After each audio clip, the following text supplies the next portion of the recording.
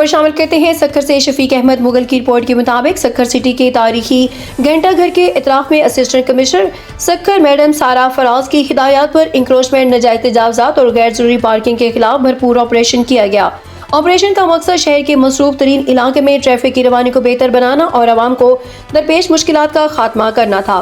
तफसीलात के मुताबिक असिस्टेंट कमिश्नर मैडम सारा फराज ने घंटा घर और उसके इतराफ का दौरा किया, जहां सड़कों और फुटपाथों पर कायम नाजायज तजावजात, दुकानों के बाहर रखा गया इजाफी सामान और गैर कानूनी पार्किंग का जायजा लिया गया। इस मौके पर मुतलका अमला भी मौजूद था, जिसने तजावजात के खिलाफ कार्रवाई की।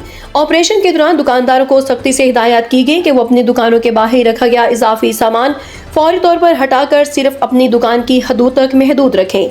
उसके साथ साथ गैर जरूरी और गलत तरीके से पार्क की गई गाड़ियों के मालकान को भी वार्निंग दी गई और उन्हें आगाह किया गया कि आइंदा खिलाफ वर्जी की सूरत में कानूनी कार्रवाई अमल में लाई जाएगी।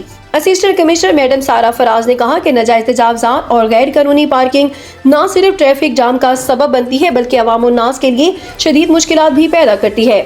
उन्होंने वाजिया किया कि शहर में नज़्म ज़ब्त कायम रखने के लिए ये ऑपरेशन जारी रहेगा। किसी को भी कानून की खिलाफ वर्जी की इजाज़त नहीं दी जाएगी। इलाका मकीनों ने शहरियों ने इंतजामिया के इस इकदाम को सराहते हुए उम्मीद जाहिर की है कि इस तरह के इकदाम से ट्रैफिक के निज़ाम मजीद बेहतर होगा और आवाम को सहूलत मुयसर आएगी।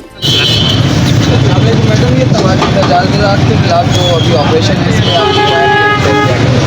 जी तजावुज़ात के खिलाफ हम लोग ये कैंपेन कर रहे हैं। हम बहुत दिनों से कर रहे हैं, बहुत हफ्तों से कर रहे हैं।